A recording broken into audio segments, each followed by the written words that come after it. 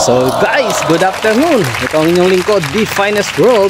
Guys, may bibisitahin tayo. At isang puncher na talaga namang simpleng loop lamang guys. Pero ang ganda ng resulta ng kanyang karerang ginawa sa nakaraang SDR.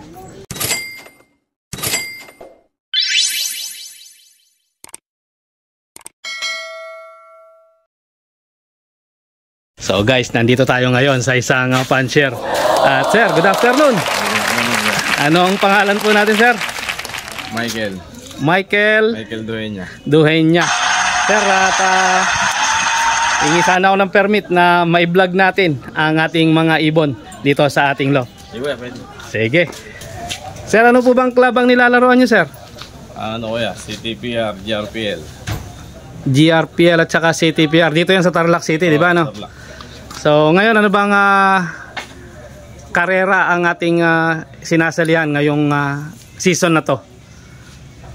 Tapos lang namin ng South Derby.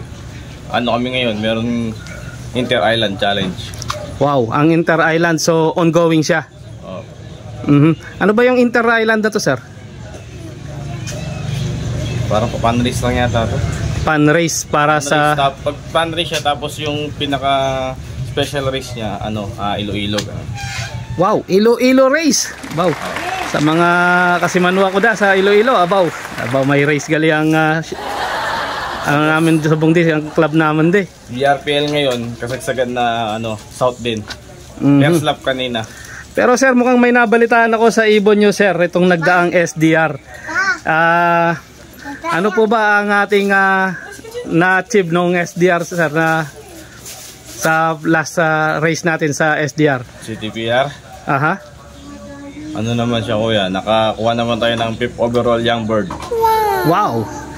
So, Cat Balogan Clacker. Oh, yeah. Second day.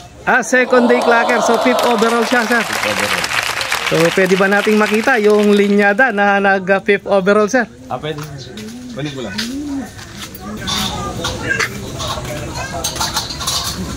Aba, ayan na. At mukhang ginagawa na ng bagong linyada. Back to father. Oh, binaback to father. So bali din yan din palang tatay niya. Okay. Oh my God. Ano bang mga linyadang yan, sir, mga ibon nyo? Etong tatay niya, pure Leo to eh. Leo Hermans. Leo Hermans. Hiram lang yan. Aba, sana all may nahihiraman ng champion. Ayan ba yung nag-champion mo, sir? Ay, wow, yan. May mga tatak pa guys ng CTPR. Cat Albayog, Cat Balogan. Final lap. Wow. CTPR, so guys, SDR. Si Sir Michael nga pala, sir, ay mga sir ay 5th overall ng ating nakaraang SDR at second day Clacker ng ating South Race nitong nakaraang karera. Kung inyong natatandaan guys, meron akong binlag na first overall, siya ay 5th overall sa SDR nung nakaraan. So nag 5th overall ka kay Sir Arvin Nardo ba yun? Sa Bigabalite, no? Yung off color yun sa kanya, no? Oo, siya yung nag-first. So pwede mo ba kaming bigyan ng number? So magkano naman ang naiuwi natin, sir, sa 5th overall? Yung 5th overall 20k siya. Aha. Tapos yung 4th overall ko sa motor cup fan race 5k. Tapos sa pati bayad umabot din ng 7.2. 7.2. So in total meron kang 32.5. 32, no? 32.6 yun. Mukhang ano na rin, may pambalik na rin kumbaga sa pagod, ano? Pero not bad for a beginner.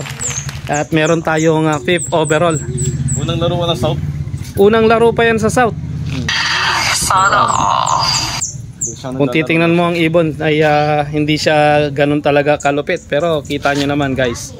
So hindi talaga sa ganda ng loop at sa ganda ng mga ibon, kundi sa sistema. Puro napapansin ko, puro netoy yata ang mga nananalo. Netoy na malulupit pero hindi pa uhuli ng buhay. So kita nyo naman guys, wala sa loop yan guys ang tinatawag na kung ikaw ay mananuluhin. Kung inyong natatandaan guys, dito rin yung binlog ko na nag-clock ng Kalbayog. So pinauwi niya rin ang ibon niya ng Kalbayog, kaya complete clock ito guys actually, kaya nakaparte ang ating kapatid. Ayan lamang ang kanyang lop at ang kanyang mga ibon, hindi naman kagandahan, no? So wala nga sa ganda ng lop kung ikaw ay mananalo, kundi sa determinasyon at syempre sa motibasyon at sa pagtutok sa ating mga alaga.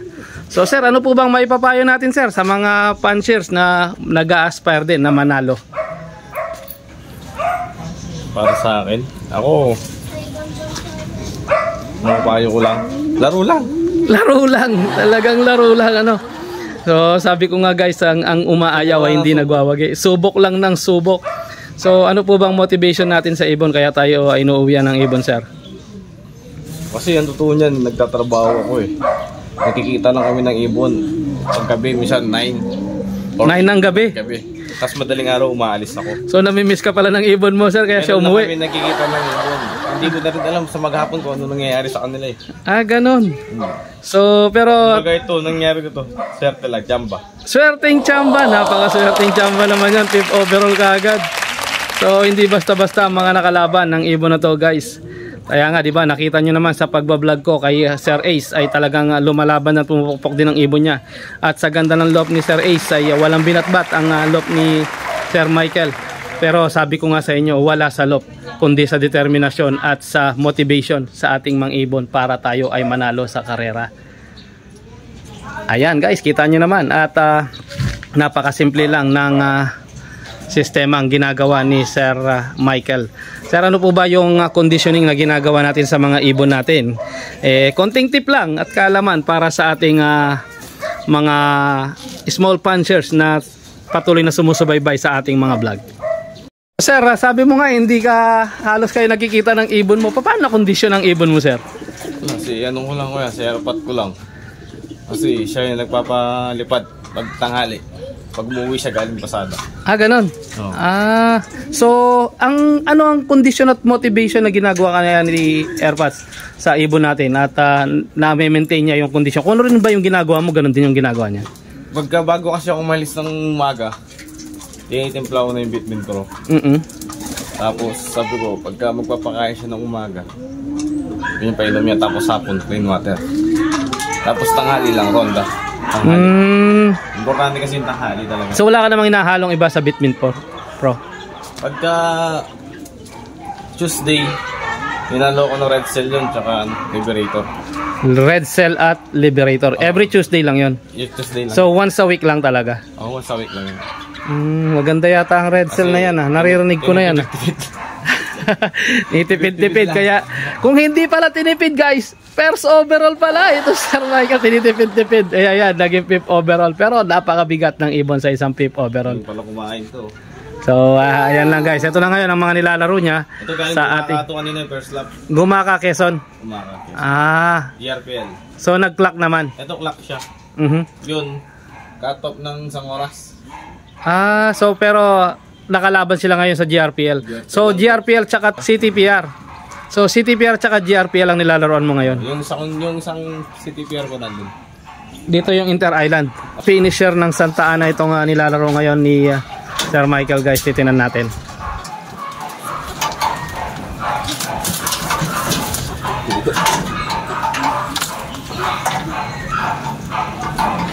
Mukhang kulungan yata ito ng aso na convert sa kalapati ah. Oo, kulungan ng aso ko.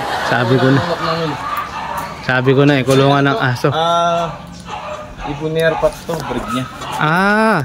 Ayan yung sinasabi niya nung nakaraan. Ako lang naglilipad. Talaga, yan yung sinasabi niya nung nakaraan. So Santa Ana finisher din ito. Oh my Santa Ana finisher pala ito guys. At ngayon nilalaro mo norte. Sa south naman. South naman siya ngayon. Subukan natin kung tatawag. So sa Inter-Island siya naglaro ngayon, Old Bird. Open race kasi yun? Open race. Okay. So kahit ano palang ring pwedeng isali doon. So yan guys, abangan-abangan natin guys. At hindi lang ito ang unang at huling vlogging natin kay Sir Michael. At susubaybayan natin ang lipad ng kanyang mga ibon sa mga susunod na araw. Ayan. So naglaro nga siya ng Inter-Island. So Mindoro race yan guys sa Iloilo rin. So malalaman natin, napakaliliit lang ng ilong guys ng mga ibon niya guys. Kung titingnan mo ay kala mo talaga ang mga netoy lang. Pero inuuwian niya ng matindi sa mga karera. Basta hindi sila nagugutom. Hindi sila nagugutuman. Tapos sa vitamins naman, ang ginagamit ko lang dyan, ano lang eh, pula-puti lang. Pula-puti, abaw! Bitmin Pro. Bitmin Pro. Yun lang. Wow, kita nyo naman guys, pula-puti Bitmin Pro equals 5th overall ng South Derby Race guys. At ika nga, kita nyo naman guys, sabi nga, wala pa nga sa oras minsan ang pagpapakain ni Sir Michael sa kanyang ibon. Pero, kita nyo, complete clock yan guys. At talagang hindi siya binigo sa kanyang pagsali sa karera. Kalbayog, Daybird. So, Kalbayog, Daybird yan, ang ibon niya. Tapos, Kat Balogan, second day clocker siya. So, napakagaling at nakaka-inspire guys sa isang kagaya natin na mga baguhan lamang sa pag-iibon, no? Kung talagang gusto nating manalo, ika nga, determinasyon at tinatawag na motivation lang sa ating mga ibon.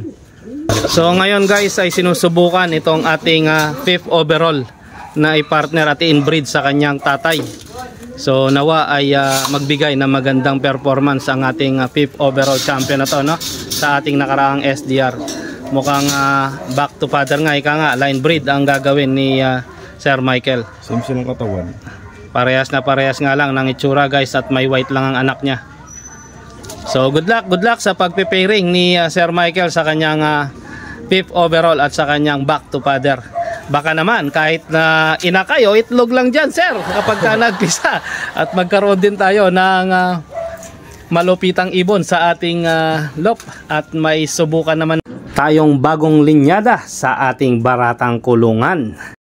Matalino ka mo ako! Ay na-inspire kayo sa ating mumunting video sa ating mga kalapatids out there na nag-aspire din na manalo sa mga karerang pinapasukan natin. Nawa ay katigan din tayo ng swerte gaya ng pagkatig kay Sir Michael. Although hindi niya nakuha ang first overall, pero napakalupit ng ibon niya na kumana ng 5th overall sa South Derby Race. So yun lamang guys ang inyong lingkod. Be Finest World! Always choose to be happy and be care choose to others. And let the Lord God Almighty be the center of our lives. Bye for now and God bless!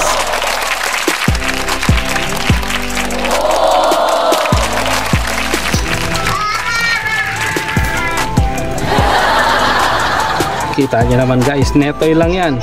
Pero 5th overall ng South Derby Race. 7 lap yan guys. Yung karera na ginawa na yan, hindi yan pang 5 or 6 lap. 7 lap ang tinapos ng ibon ito.